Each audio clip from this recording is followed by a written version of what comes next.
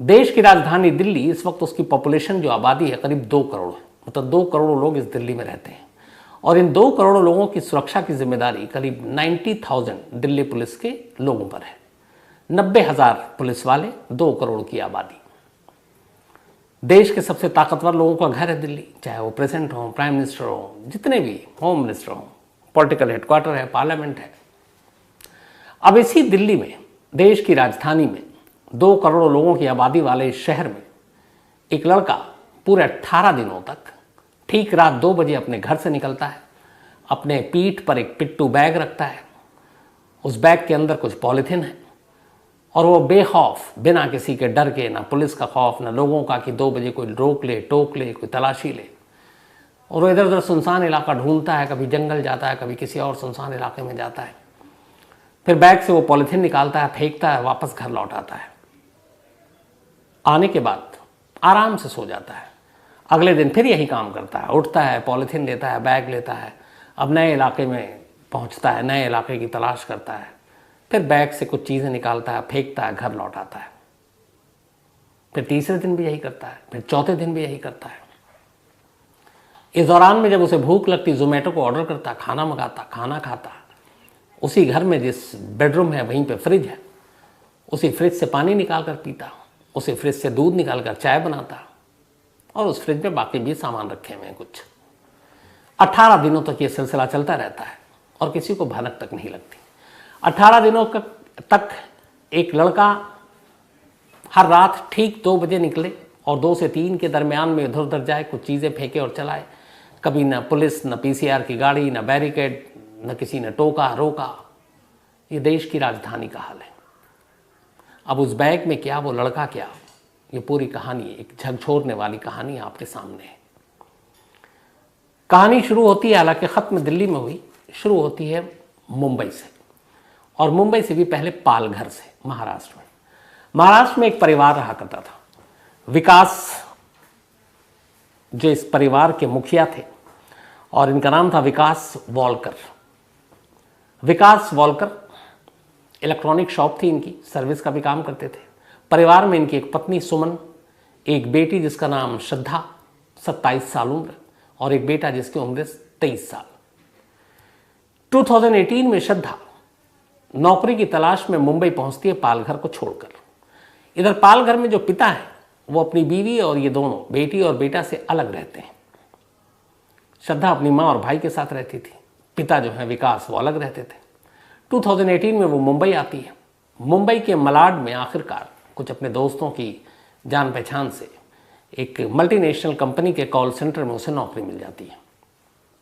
अब वो मुंबई के मलाड में ही एक किराए का कमरा लेती है और वहाँ रहने लगती है और अपना कॉल सेंटर में काम करती है। इसी कॉल सेंटर में आफ्ताब नाम का एक और लड़का काम करता है, आफ्ताब पुणे वाला, और यहीं दोनों की मुलाकात होती है। पूरा नाम है आफ्ताब अमीन पूनावाला। इसकी उम्र करीब 30 साल। तो इसी कॉल सेंटर में मलाड के आफ्ताब काम कर रहा होता है पहले से।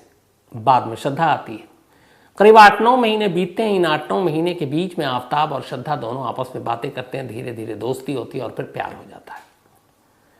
प्यार हो जाने के बाद, चूंकि श्रद्धा के घर वाले पालघर में है, वो मुंबई में है, इसी दौरान में एक रोज़ घर पहुंचती है श्रद्धा पालघर, और अपनी माँ को बताती है कि एक लड़का है आफ्ताब, जिसे उसके साथ उसे प्यार हो गया है, और अब दोनों वहीं मलाड में एक घर में, लिव इन में, दोनों एक ही कमरे में रह रहे हैं, और मैं उससे शादी करूंगी। माँ ने समझाया कि ऐसा नहीं हो सकता, हमारा परिवार, ख़ानदान इसकी इजाज़त नहीं देगा, इंटर रिलीजन मैरिज है, वो मुस्लिम है, तुम हिंदू हो, कास्ट भी जो है वो अलग अलग है। बात पिता तक पहुंची। विकास ने भी इस बात का विरोध किया, पर वो मानी नहीं। उसने झगड़ा किया, अपना सारा सामान उठाया, और उसने कहा आज के बाद ये सोच लेना कि तुम्हारी कोई बेटी नहीं है। 2019 की बात है ये, शुरुआत की। और अब श्रद्धा वापस मुंबई आ जाती है। अब वो मुंबई में आफ्ताब के साथ लिव इन में रहने लगती है। माँ बाप गुस्सा थे, कुछ वक्त तक बेटी से बात नहीं की, लेकिन माँ होती है। माँ ने 1-2 बार उसको फ़ोन मिलाया, श्रद्धा ने भी बात की, माँ ने फिर समझाया, पर वो मानी नहीं। हो सकता था माँ बाद में मना भी लेती, लेकिन तभी जनवरी 2020 माँ सुमन, श्रद्धा की, उनकी मौत हो जाती है। अब सुमन की मौत के बाद श्रद्धा को जब पता चलता है वो अपने घर जाती है, जो भी रस्में थे उसमें शामिल होती है और फिर वापस लौट आती है। माँ की मौत के बाद अपने पिता से वो कुल 2 बार फ़ोन पर बात करती है। बातचीत में उसके पिता ने बताया कि वो जब पूछते हैं कि तुमने इरादा बदला, तो वो कहती है कि आफ्ताब मुझे कभी बार मारता पीटता भी है, डांटता भी है। तो उन्होंने उसे समझाया भी कि लौट आओ, ऐसे रिश्ते को तोड़ दो। पर उसने कहा नहीं, फिर उसने माफ़ी मांग ली, सॉरी बोल दिया, सब ठीक है, मैं लौटने वाली नहीं हूँ। अब ये वहीं मुंबई में रह रहे हैं। 2 बार के बाद अब पिता से भी बातचीत बंद, भाई है उससे भी बातचीत बंद। अब एक बेटी एक दूसरे शहर में, मुंबई जैसे शहर में अकेले रह रही है, लिव इन में एक लड़के के साथ। फैमिली पालघर में है, फ़ोन पे बात नहीं हो रही है। बाप बेटी, माँ बेटी या भाई, इनका रिश्ता बहन के साथ बड़ा करीबी होता है। तो अब क्या करें? गुस्से में लेकिन पिता की उसकी बात नहीं मान रही है, वो बात नहीं कर रहे हैं। लेकिन श्रद्धा के कुछ दोस्तों के नंबर श्रद्धा के भाई के पास भी थे, श्रीजय नाम है उसका, और पिता के पास। तो कभी कभार वो उससे खैरियत पूछ लेते उसकी कि वो ठीक है। फिर लगता कि कई बार क्यों पूछें, तो इन्होंने एक नया तरीका निकाला। श्रद्धा के मोबाइल के व्हाट्सएप स्टेटस, उसकी तस्वीरें, डीपी, ये चीज़ें जब जब बदलती तो उन्हें लगता चलो बेटी है, ठीक है, एक्टिव है। उसके फेसबुक प्रोफाइल पे जाते हैं, वो नई नई चीज़ें लिखती, वो पिक्चर डालती जैसे, तो उन्हें लगता कि चलो ठीक है, कहीं घूमने गई है तो उसकी पिक्चर डाली, तो बेटी सही सलामत है। ये बात की तसल्ली रहती बाप को। अब कुल मिला के कहानी यह है कि बेटी आफ्ताब के साथ है, घर वालों से अब रिश्ते अच्छे नहीं है। इधर आफ्ताब का परिवार भी अब जब धीरे धीरे उसके दोस्तों और रिश्तेदारों को पता चलता है कि एक लड़की के साथ लिव इन में है और वो लड़की मुस्लिम नहीं है, तो वो लोग भी इसका विरोध करते हैं। इसके बाद अब दोनों का ये था कि मुंबई में ज़्यादा दिन रहने का नहीं है। किसी ने कहा कि दिल्ली में अच्छी नौकरी मिलेगी, तो दोनों तय करते हैं कि चलो रिश्तेदारों से दूर, दोस्तों से दूर, एक नए शहर में जाकर अपनी ज़िंदगी बसाते हैं। 8 मई 2022, 8 मई 2022 को आफ्ताब और श्रद्धा दिल्ली आते हैं ट्रेन से। दिल्ली आने के बाद पहली रात 8 मई को आए थे, 9 मई को यहाँ पहुँचे। इन्होंने पहाड़गंज के एक होटल में रूम लिया और वहीं रात को रुके। नेक्स्ट डे फिर ये एक दूसरे इलाके में जाते हैं, सैजुद्दौला जाब, साउथ दिल्ली में। वहाँ पे ये एक होटल किराए पे लेते हैं और रूम पे वहाँ पे रुकते हैं। 10 मई को इन दोनों के कॉमन फ्रेंड जो मुंबई में था, दिल्ली में रहता है, वो छतरपुर में रहता था। ये दोनों वहाँ जाते हैं और छतरपुर में उसके घर पर रुकते हैं कुछ दिन। रहने के दौरान में फिर उन्हें कहता है कि यहीं पे तुम अपने लिए कहीं घर देख लो। तो छतरपुर में ही दोनों एक घर ढूंढते हैं, हाउस नंबर D93/1 छतरपुर, किराए का एक घर। अब दोनों आफ्ताब और श्रद्धा उस घर में शिफ्ट हो जाते हैं और अब अपनी ज़िंदगी बसाना शुरू करते हैं। 10 के बाद ये 12-13 तारीख तक की बात है। अभी इन्होंने अपना घर ले लिया। इधर इस दौरान में चूंकि इनके रिलेशनशिप को 2019 से 3रा साल है ये, श्रद्धा बार बार कहती कि हो गया अब लेवल में, अब हम इस रिश्तों को नाम देते हैं, दोनों शादी करते हैं। आफ्ताब हर बार टालता रहता, कहता ठीक तो हम लोग रह रहे हैं, शादी की क्या ज़रूरत है। इस बात को लेकर झगड़ा होता, लेकिन फिर दोनों में सुलह हो जाता। दिल्ली आए हुए अभी सिर्फ 10 दिन हुए थे। 10 दिन के अंदर अंदर अब जब ये अपने घर में शिफ्ट हो जाते हैं तो फिर से इन दोनों के बीच में अब झगड़ा शुरू होता है। और इस झगड़े के दौरान में बात बहुत सारी चीज़ें बढ़ जाती हैं। हुआ ये कि 18 मई की तारीख आती है, 18 मई। लेकिन उस 18 मई की कहानी सुनाऊं उससे पहले थोड़ा सा आगे भी बढ़ जाता हूं। दोनों दिल्ली आ गए, 8 मई को पहुंचे हैं, होटल में रहे, दोस्तों क्या रहे। अब इन्होंने छतरपुर में अपना घर ले लिया। मई के बाद जून, जून के बाद जुलाई, जुलाई के बाद अगस्त, सितंबर आ गया, 4 महीने बीत गए। अब इधर एक बाप और एक भाई जो अपनी बहन की खैरियत उसके डीपी या उसके स्टेटस या फेसबुक अपडेट से पता कर लेता था, वो सारी चीज़ें अब एक्टिव नहीं है। मई के बाद से पिता को लगा शायद कुछ बदल गया, पर उन्हें कुछ दोस्तों से उन्होंने फ़ोन किया उस वक्त मई जून में, तो उन्होंने कहा कि वो दोनों दिल्ली शिफ्ट हो गए, अब वही नौकरी करेंगे। पिता ने कहा चलो ठीक है। एक दोस्त ने ये भी बताया कि वहाँ छतरपुर में कहीं उन्होंने किराए का घर ले लिया, पर एड्रेस नहीं मालूम। उनका ये भी ठीक है। तभी सितंबर का महीना आता है। सितंबर के महीने में एक श्रद्धा का दोस्त श्रद्धा के भाई को फ़ोन करता है और कहता है कि मैं श्रद्धा को लगातार फ़ोन करने की कोशिश कर रहा हूँ, उसका पिछले 2-2.5 महीने से फ़ोन स्विच ऑफ आ रहा है।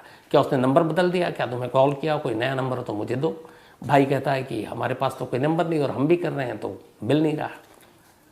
भाई घबराता है, वो अपने पिता को बताता है। अब विकास, उनके पिता श्रद्धा के, वो उस दोस्त का नंबर लेकर खुद बात करते हैं। कहते क्या तुम्हारी कब से बात नहीं हुई? वो कहता मैं हमेशा अक्सर 2-3 दिन में हमारी बात हुआ करती थी श्रद्धा से, लेकिन इधर 2-2.5 महीने से बात नहीं हो रही, उसका मोबाइल बंद है, कुछ समझ में नहीं आ रहा। ये सुनकर पिता घबरा जाते हैं।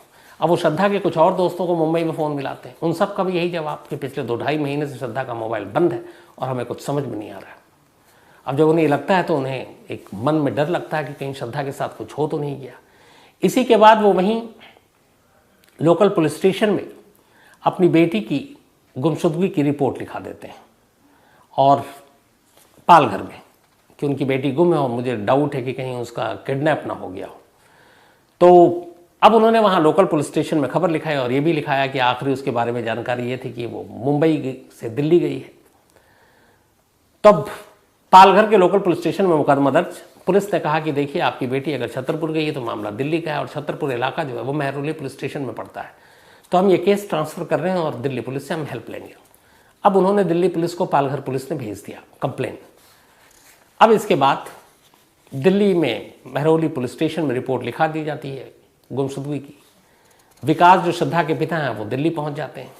दिल्ली आने के बाद 9 नवंबर अभी 5 दिन पहले वो महरौली पुलिस स्टेशन जाते हैं और जाकर कहते हैं कि ऐसी से उनकी बेटी है श्रद्धा, हमने वहाँ रिपोर्ट लिखाई, आपके यहाँ ट्रांसफ़र हुई और उसका कोई अता पता नहीं है, 2-2.5 महीने से मोबाइल बंद है। पुलिस डिटेल लेती है, तस्वीर लेती है, कहाँ रहते हैं, तो बताते हैं कि ये है। फिर किसी तरह से आफ्ताब का नंबर भी मिल जाता है, पुलिस को वो नंबर देते हैं। अब छतरपुर में है लेकिन घर का पता नहीं मालूम है।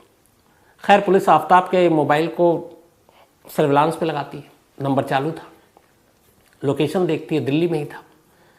इसी लोकेशन और मोबाइल के ज़रिए, इलेक्ट्रॉनिक सर्विलांस के ज़रिए महरौली पुलिस आफ्ताब तक पहुंच जाती है। आफ्ताब घर में था और जो घर था वो वही महरौली छतरपुर में जो डीएल घर का पता बताया आपको, वहीं रह रहा था। पुलिस जाकर पूछती है कि आपके साथ श्रद्धा रह रही थी, वो कहाँ है? आफ्ताब कहता है कि हमारी लड़ाई हुई थी 18 मई को, 6 महीने करीब पहले, और उस लड़ाई के बाद श्रद्धा गुस्से में घर से निकल गई, बोली मैं वापस मुंबई जा रही हूँ। फिर मैंने उसे काफ़ी फ़ोन करने की कोशिश की लेकिन मोबाइल स्विच ऑफ था, तो उसके बाद मेरी बात नहीं हुई, मैंने भी ढूंढने की कोशिश नहीं की। तो पूछा क्यों झगड़ा हुआ? उसने कहा अक्सर झगड़ा होता था, फिर बार बार एक ही चीज़ को लेकर होता था, वो था शादी। अब पुलिस ने आफ्ताब के मोबाइल से ये चेक किया तो पता चला कि श्रद्धा का मोबाइल 18 मई के बाद से 19 मई से ही स्विच ऑफ है और कभी आफ्ताब ने उसको कॉल करने की कोशिश भी नहीं की। बार बार जब उसे सवाल किए गए तो वो अपने कई बयान से पलटता रहा, कई बार कुछ बोलता, कई बार कुछ बोलता। पुलिस को डाउट हुआ। आखिरकार पुलिस उसे फिर महरौली थाने लेकर आई और तसल्ली से पूछताछ की। तसल्ली से जब पूछताछ की तो इसके बाद आफ्ताब ने एक ऐसी कहानी सुनाई जो शायद 2 करोड़ की आबादी वाले इस दिल्ली शहर और 90,000 की दिल्ली पुलिस की मौजूदगी में न ऐसी कहानी इससे पहले सुनी गई न सुनाई गई। एक रोंगटे खड़े कर देने वाली कहानी, हैवानियत की इंतहा की कहानी।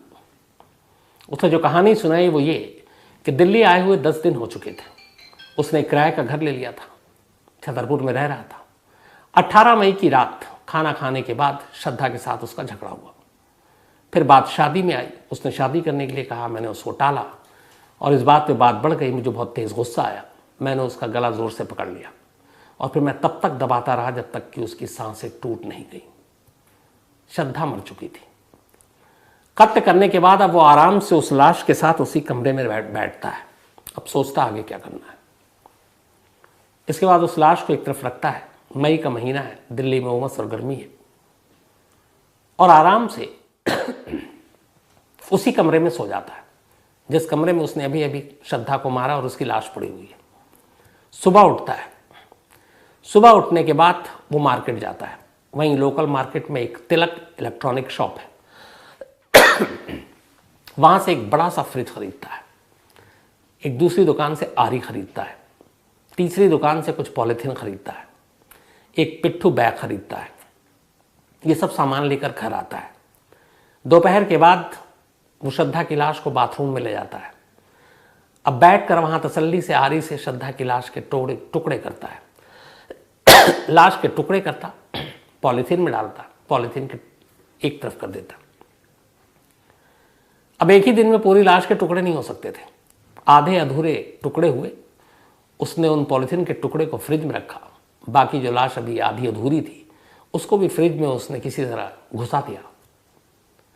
उसी फ्रिज में उसके पीने का पानी था, उसी फ्रिज में दूध थी जिससे वो चाय बनाता था, और फ्रिज बंद कर दिया। बाथरूम को धोया। लगभग अब लाश 24 घंटे पुरानी हो रही थी, मई का महीना, गर्मी, उमस, बदबू आने लगी। उसने बाथरूम को धोया, पूरा बाथरूम को। इसके बाद परफ्यूम पूरे कमरे में दरवाजे पर छिड़का ताकि बाहर बदबू ना जाए। फिर जोमेटो को ऑर्डर किया, खाना मंगवाया, खाना खाया, उसी फ्रिज से पानी निकाली जिस फ्रिज में लाश के टुकड़े हैं, और इत्मीनान से सो गया कुछ देर के लिए। ठीक रात 2 बजे वो घर से निकलता है, 19 मई। कुछ टुकड़ों को एक पिट्ठू बैग में डालता है, बैग को कांधे पर डालता है, दरवाज़ा लॉक करता है, घर से बाहर जाता है पैदल।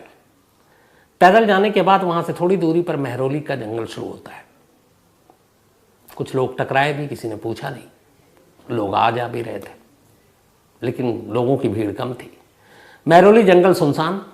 वहां से उसने बैग खोला, पॉलिथीन निकाली और जंगलों के बीच में उसे उछाल कर फेंक कर वापस घर आ गया। घर आया, बैग रखा, सो गया। अगले दिन सुबह उठता है, उसे फ्रिज से दूध निकालता है, चाय बनाता है, चाय पीता है, नाश्ता करता है, फिर लग जाता है बाथरूम में बैठकर उनको टुकड़ों को करने के लिए। टुकड़े करता है, फिर पॉलिथीन में डालता है, फिर बाकी हिस्सा फ्रिज में रखता है, फिर जोमेटो से ऑर्डर देता है, खाना मंगाता है, खाना खाता है। अब रात 2 बजे का इंतज़ार कर रहा होता है, फिर 2 बजता है, फिर कुछ टुकड़ों को बैग में डालता है, निकल पड़ता है। इस बार मेहरौली जंगल के अलावा कोई दूसरी सुनसान जगह देखता है, एक सुनसान जगह है, वहाँ पर भी ले जाकर टुकड़ों को उछाल देता है पॉलिथीन समेत। फिर घर आता है, फिर सो जाता है। 18 मई से लेकर 5 जून तक ये सिलसिला चलता रहता। 18 मई के बाद 19 मई से उसने शुरू किया था बाहर निकलना, और 5 जून आखिरी किश्त उसने फेंकी थी। 19 मई से लेकर 5 जून, और रात टाइम चुना था ठीक 2 बजे का। हर रात 2 बजे ही निकलता वो। मेहरौली के जंगल, छतरपुर, आसपास के, और कभी एक जगह पर नहीं फेंकता, अलग अलग है।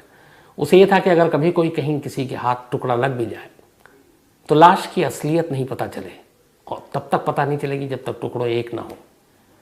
तो फेंकता रहा, बेखौफ रात को निकलता रहा लाश के टुकड़ों के साथ। कभी डर नहीं लगा कि पुलिस पकड़ लेगी या लोग पकड़ लेंगे, तलाशी होगी।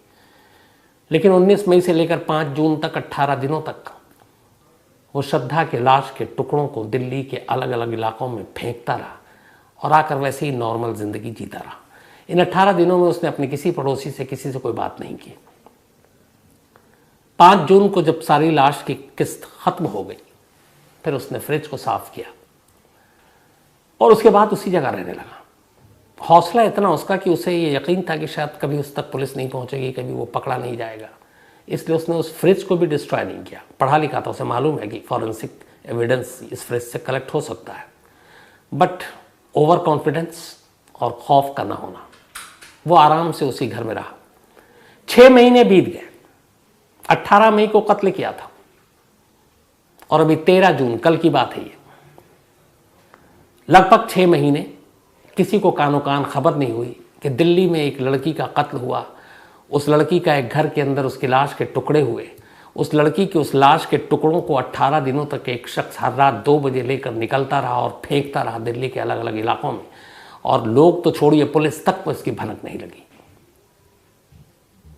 एक पिता को जब ये पता चला कि उसकी बेटी का मोबाइल बंद है उसके एक दोस्त से, तब उसने खोजबीन शुरू की, और ये खोजबीन आकर मेहरौली पुलिस स्टेशन में ख़त्म हुई, और तब कहीं जाकर ये सारा सच सामने आया।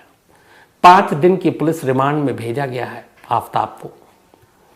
पुलिस उसे लेकर लगातार उन जगहों पर जा रही है जहाँ जहाँ उसने लाश के टुकड़े फेंके हैं।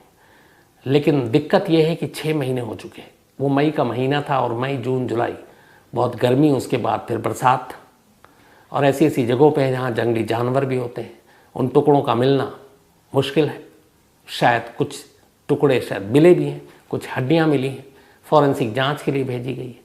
पुलिस ने उस फ्रिज को अपने कब्जे में लिया, फॉरेंसिक जांच के लिए भेज दी, उससे पता चल जाएगा, क्लियर हो जाएगा। जो कुछ हड्डियाँ और बाकी चीज़ें मिली हैं उसके डीएनए से भी पता चल जाएगा कि ये लाश श्रद्धा की है। और आफ्ताब इस वक्त दिल्ली पुलिस की हिरासत में है। अब यहाँ पे कई चीज़ें हैं। एक, हमेशा एक कहते हैं माँ बाप बच्चों से कि तुम्हारी भलाई के लिए कह रहे हैं,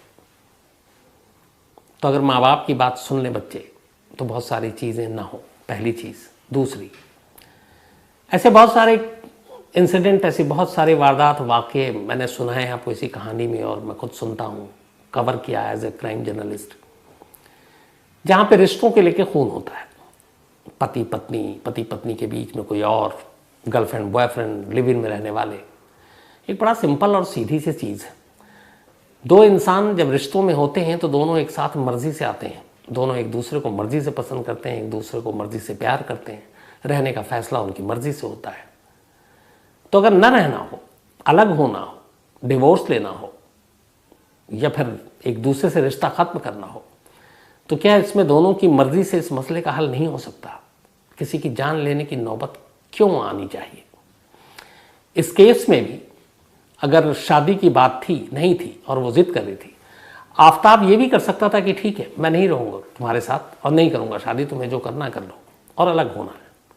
अब बाकी केस, कानून, बाकी चीज़ें देख लेते हैं, लेकिन उसे जान लेने का हक। और इस बेदर्दी से, एक तो पहली चीज़ कि जिसके साथ आप लगभग 3-4 साल से रिलेशन में हो, जिसके साथ आपने प्यार किया, कैसे वही इंसान उसी शख्स का एक तो कत्ल कर सकता है और फिर यूं हैवानियत की तरह उसके लाशों के टुकड़े कर सकता है? सोच से परे की चीज़ है। लेकिन अफसोस की बात यह है कि हमारे इर्द गिर्द, हमारे समाज में, अलग अलग शहरों में, इस देश में, दुनिया में ऐसे वाक्य सुनने को मिलते रहते हैं और ऐसा होता है। फिर वही बात होगी, कड़ी से कड़ी सज़ा मिलनी चाहिए, इसके लिए कोई और रहम की गुंजाइश नहीं होनी चाहिए। बिल्कुल है, लेकिन उन माँ बाप, उसके दोस्तों पे क्या बीतेगी जब उन्हें इस कत्ल की पूरी असलियत और जिस तरीके से कत्ल के बाद सारी चीज़ें की गई उसकी बारीकियों से जब उन्हें जानकारी मिलती है। क्योंकि हमारा आपका तो ये है कि मैंने ये कहानी सुनाई, ये इंसिडेंट हुआ, आपको बताई, हम भूल जाएंगे। लेकिन ये मामला कोर्ट में जाएगा। जब कोर्ट में जाता है तो हर चीज़ बहुत डिटेल में, माइनर डिटेल में जाती है। पुलिस या आईओ को बताना पड़ता है कि उन्होंने क्या क्या कलेक्ट किया, उन्हें बताना पड़ता है दोबारा कोर्ट के सामने, उस माँ बाप के सामने वो सारी रिपीट करनी पड़ती है, वो पूरी स्टोरी, वो कत्ल का तरीका, कत्ल के बाद लाशों को टुकड़े करने का तरीका, उसे छुपाने का तरीका। और उसी कोर्ट रूम में बैठा वो माँ बाप, उसका रिश्तेदार सुन रहा होता है। तो सोचिए, जब ये सारी चीज़ें हुई, एक तो हो गया, फिर से वही बाप और भाई को सुनने को मिलेगा, तो फिर उनके दिल पे क्या बीतेगी। तो निहायत अफसोस। लेकिन यहाँ उससे भी बड़ा एक दूसरा सवाल जो मैंने शुरू में कहा कि किसी की कैसे हिम्मत हो सकती है, लॉ एंड ऑर्डर या पुलिस का इसका मतलब है खौफ ही नहीं है दिल में। एक आदमी, जैसे बहुत सारे एग्जाम्पल हैं, अगर आप दिल्ली की कई बॉर्डर लगती है, दिल्ली है, आपका हरियाणा है, इधर राजस्थान है, यूपी है, तो कहते हैं कि दो बॉर्डर के बीच में अगर कोई शराब की 2-4 बोतल लेके जाता है तो डर रहा होता है कि अगर मैं दिल्ली से चला हूँ, नोएडा बॉर्डर पर पकड़ न ले पुलिस वाले, एक खौफ होती है। एक शख्स पूरे 18 दिनों तक टाइम का पाबंद, रात 2 बजे लाशों के टुकड़े बैग में डालकर कंधे पर रखकर दिल्ली में घूम रहा है, और एक बार भी किसी पुलिस वाले की नज़र नहीं पड़ी। एक बार भी किसी ने उसे रोक कर ये पूछने की कोशिश नहीं की कि तुम रात को 2 से 3 के बीच में क्यों भटक रहे हो, कहाँ जा रहे हो, कहाँ से आ रहे हो, क्या काम करते हो, बैग में क्या है, किसी ने नहीं। इससे लॉ एंड ऑर्डर की हमारी असलियत का भी पता चलता है। तो आज की इस अफसोसनाक वारदात में इतना ही।